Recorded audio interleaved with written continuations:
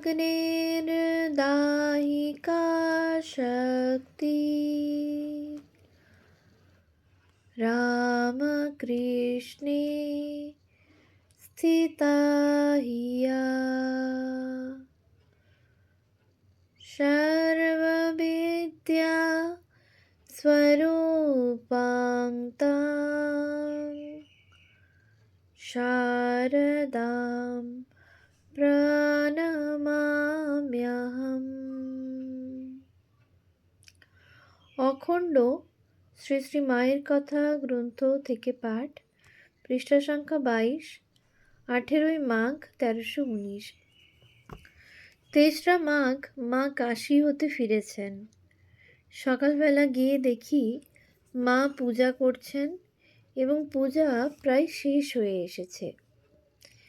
পূজা শেষ হলে উঠে বললেন, এই যে মা এসেছো, আমি ভাবছি দেখা হলো না বুঝি, আবার শিগগির দেশে চলে যাব। খাবার তৈরি করে নিয়ে গিয়েছি দেখে মা বললেন, ঠাকুরের আজ মিষ্টি কম দেখে ভাবছিলুম। তার ঠাকুর তাঁর ভোগের জিনিস সব নিজেই জোগাড় করে নিলেন, তা আবার কেমন ঘরের তৈরি সব খাবার। ঠাকুরকে ওই সব নিবেদন করা হলে ভক্তদের জন্য এক একখানি শালপাতায় ভাগ ভাগ করে সাজিয়ে দিতে লাগলেন। ভূদেব বললে, এত দেব কাকে? মা হেসে বললেন, দেখো ছেলের বুদ্ধি, নিচে যেসব ভক্তরা আছে তাদের দিবি, দিয়ে আগে যা। একটু পরে রাঁচি হতে একটি ভক্ত এসে মাকে প্রণাম করে ফুলের মালা দিলেন এবং বললেন, সুরেন আপনাকে এই টাকাটি দিয়েছে। এই বলে টাকাটি মার পদতলে রাখলেন। বেলা হয়েছে, রাধু সামনের মিশনারি স্কুলে যাবে বলে খেয়ে দিয়ে কাপড় পরে প্রস্তুত। এমন সময় গোলাপ মা এসে মাকে বললেন, বড় হয়েছে মেয়ে, এখন আবার স্কুলে যাওয়া কি? এই বলে রাধুকে যেতে নিষেধ করলেন। রাধু কাঁদতে লাগল। মা বললেন, কি আর বড় হয়েছে, যাক না, লেখাপড়া শিল্প এসব শিখতে পারলে কত উপকার হবে। যে গ্রামে বিয়ে হয়েছে, এসব জানলে নিজের এবং অন্যেরও কত উপকার করতে পারবে। কি বলো মা? পরে রাধু স্কুলে গেল। অন্নপূর্ণার মা একটি মেয়ে নিয়ে এসেছেন দীক্ষার জন্য। তিনি বললেন, মা, ও আমাকে খেয়ে ফেললে তোমার কাছে দীক্ষা নেওয়ার জন্য। কি করি নিয়ে এলুম। মা, আজ কি করে হবে, জল খেয়েছি। অন্নপূর্ণার মা, ও তো খায়নি। তা মা, তোমার খাওয়ায় তো আর দোষ নেই। মা, একেবারে কি ঠিক হয়েই এসেছে? মা, একেবারে কি ঠিক হয়েই এসেছে? অন্নপূর্ণার মা, হ্যাঁ মা, একেবারে স্থির করেই এসেছে। মা সম্মত হলেন। দীক্ষার পরে শ্রী শ্রী মাকে মেয়েটির কথা বলতে লাগলেন। ও কি মা তেমন মেয়ে? ঠাকুরের বই পড়ে চুল কেটে পুরুষ সেজে তপস্যা করতে তীর্থে বেরিয়ে গিয়েছিল। একেবারে বৈদ্যনাথে গিয়ে হাজির। সেখানে এক বনের মধ্যে বসেছিল। ওর মায়ের গুরু সেখান দিয়ে যাচ্ছিলেন।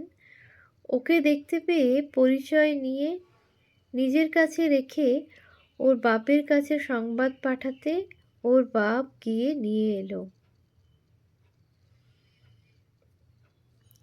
মা চুপ করে কথাগুলি শুনে বললেন, আহা, কি অনুরাগ! আর সকলে বলতে লাগলেন, ও মা, সে কি গো, অমন রূপের ডালি মেয়েটি খুবই সুশ্রী, কেমন করে রাস্তায় বেরিয়েছিল? হোক গে বাপু ভক্তি অনুরাগ। নলিনী, বাপ রে, আমাদের দেশে হলে আর রক্ষে থাকতো না। অবশ্য এইসব কথা মেয়েটির ও অন্নপূর্ণার মার অসাক্ষাতেই বলা হচ্ছিল। নলিনী ও আমার সঙ্গী একটি স্ত্রীলোক উভয়েই স্বামীর কাছে থাকেন না। কি কথায় যেন তাদের কথা এলো। মা বললেন, ঠাকুর বলতেন, জরু গরু ধান এ তিন রাখবে আপন বিদ্যমান। আরও বললেন, এসব চারাগাছের সময়ে বেড়া না দিলে ছাগলে মুড়াবে মাথা।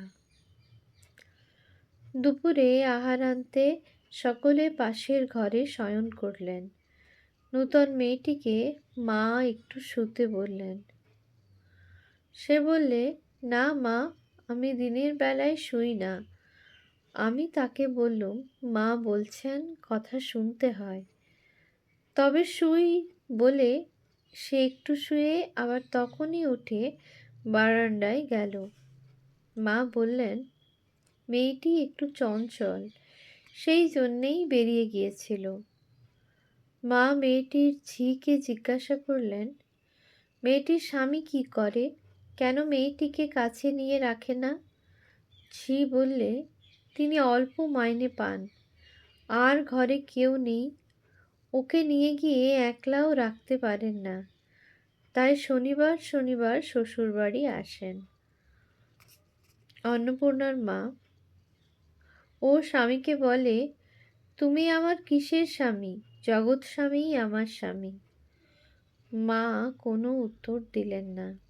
ঠাকুর ঘরের উত্তরের বারান্দায় মেয়েরা সব গল্প করছিলেন। বড় গোল হচ্ছিল। মা বললেন, বলে এসো তো মা, আস্তে কথা বলতে, এক্ষুনি শরতের ঘুম ভেঙে যাবে। তিনি নিচে বৈঠকখানা ঘরে শুয়েছিলেন।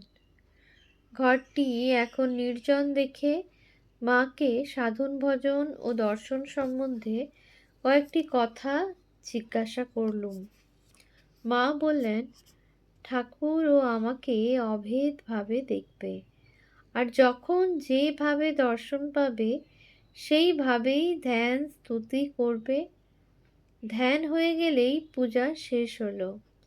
এইখানে হৃদয়ে আরম্ভ ও এইখানে মস্তকে শেষ করবে, এই বলে দেখিয়ে দিলেন। মা, মন্ত্রতন্ত্র কিছু নয় মা, ভক্তি সব। ঠাকুরের মাঝেই গুরু ইষ্ট সব পাবে, উনি সব। তারপর কথা প্রসঙ্গে গৌরীমা ও দুর্গা দেবীর কথা উঠল। মা উভয়ের অনেক সুখ্যাতি করলেন আর বললেন, দেখো মা, চড় খেয়ে রাম নাম অনেকেই বলে, কিন্তু শৈশব হতে ফুলের মতো মনটি যে ঠাকুরের পায়ে দিতে পারে সেই ধন্য। মেয়েটি যেন অনাঘ্রাত ফুল। গৌরদাসী মেয়েটিকে কেমন তৈরি করেছে। ভাইয়েরা বিয়ে দেবার বহু চেষ্টা করেছিল। গৌরদাসী ওকে লুকিয়ে হেথা সেথা পালিয়ে পালিয়ে বেড়াত। শেষে পুরী গিয়ে জগন্নাথের সঙ্গে মালা বদল করে সন্ন্যাসিনী করে দিলে। সতীলক্ষ্মী মেয়ে, কেমন লেখাপড়াও শিখেছে, কি একটা সংস্কৃত পরীক্ষাও দেবে শুনছি। গৌরীমার পূর্ব জীবন সম্বন্ধেও অনেক কথা বললেন। তাতে জানলুম তার জীবনের উপর দিয়ে কম দুঃখ ঝঞ্ঝা বয়ে যায়নি। কাশীর কথা ওঠাতে বললেন, কাশীতে বেশ ছিলুম গো, আর আমি তো সঙ্গে করে যদুবংশ সব নিয়ে গিয়েছিলুম মা। একটু পরে 4-5টি স্ত্রীলোক এলেন। তারা ডাব ও কিছু অন্য ফল মায়ের চরণ প্রান্তে রাখলেন। একটি স্ত্রীলোক প্রণাম করবার জন্য নিকটে আসবার উপক্রম করলে মা বললেন, ওখান হতেই করো। তারা প্রত্যেকেই মার সামনে 2-4টি পয়সা রেখে প্রণাম করতে লাগলেন। মা পয়সা দিতে বারবার নিষেধ করলেন। তার কিছু উপদেশ চাইতে মা একটু হেসে বললেন, আমি আর কি উপদেশ দেব, ঠাকুরের কথা সব বইয়ে বেরিয়ে গিয়েছে। তার একটা কথা ধারণা করে যদি চলতে পারো তো সব হয়ে যাবে। শ্রী শ্রী মা খুঁটিনাটি অনেক কথা তাদের জিজ্ঞাসা করলেন। তারা বিদায় নিলে মা আমাকে বললেন, উপদেশ নেয় তেমন আধার কই? আধার চাই মা, নইলে হয় না। কথায় কথায় ঠাকুরের ভাগ্নে হৃদয় প্রভৃতির কথা উঠল। দু একটি কথা হতেই অন্নপূর্ণার মা ঘরে ঢুকতে সেসব কথা চাপা পড়ে গেল। তিনি বললেন, মা, আমি স্বপ্ন দেখেছি, তুমি যেন আমাকে বলছো, আমার প্রসাদ খা, তবে তোর অসুখ সারবে। আমি বলছি আমি বলছি ঠাকুর নিষেধ করেছেন আমাকে কারো উচ্ছিষ্ট খেতে। তা মা, আমাকে এখন তোমার প্রসাদ একটু দাও। মা সম্মত না হওয়ায় তিনি খুব জিদ করতে লাগলেন। মা বললেন, ঠাকুর যা নিষেধ করেছেন তাই করতে চাও? অন্নপূর্ণার মা উত্তর করলেন, তাতে ও তোমাতে যতদিন তফাৎ বোধ ছিল ততদিন ও কথা ছিল, এখন দাও। মা শেষে তাকে প্রসাদ দিলেন। কিছুক্ষণ পরে তাঁরা বিদায় নিলেন। গৌরীমার ওখান হয়ে যেতে হবে বলে আমিও একটু পরে বিদায় নিলুম। 5 কি 6 ফাল্গুন 1319 শ্রীমান শোকহরণের সহিত পুনরায় গিয়েছি। সকালবেলায় পূজা হয়ে গেছে দেখেই মা বললেন, এসেছ মা? বেশ করেছ। জয়রামবাটি যাবার দিন বদলে গেছে, 13 নয় 11ই ফাল্গুন। কার সঙ্গে এলে? আমি। শোকহরণ নিয়ে এসেছে। অনেক দূরে আছি মা, আসবার সুবিধা হয় না। মা শ্রীমানের প্রশংসা করে বললেন, আহা লক্ষ্মী ছেলে, কত কষ্ট করে নিয়ে এসেছে।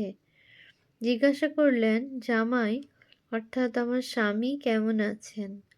আমি, বড় ভালো নেই মা। কিছুক্ষণ পরে একখানি চিঠির জবাব লিখে দিতে বললেন। মা বলতে লাগলেন আর আমি লিখে যেতে লাগলুম। দুপুরে খাওয়া দাওয়ার পর মা একটু বিশ্রাম করছিলেন। এমন সময় কয়েকজন স্ত্রীলোক দর্শন করতে এলেন। মা শুয়ে শুয়েই তাদের কুশল প্রশ্ন করতে লাগলেন। তারা দু একটি কথার পর বলতে আরম্ভ করলেন, আমার একটি ভালো ছাগল আছে, 2 সের দুধ দেয়। 3টি পাখি আছে, এসবই এখন অবলম্বন। আমার বয়স তো কম হয়ে গেল না মা? আমার তখন ঠাকুরের কথা মনে পড়ল, বেড়াল পুষিয়ে মহামায়া সংসার করান। শ্রী শ্রী মা হা হা করে যেতে লাগলেন। শ্রী শ্রী মা হা হা করে যেতে লাগলেন। আহা মা, আমাদের জন্য তোমাকে কতই না সইতে হয়। এই বিশ্রামটুকুর সময়েও যত রাজ্যের বাজে কথা। বৈকালে বেলা একটু পড়ে আসতে আমরা বিদায় নিলুম।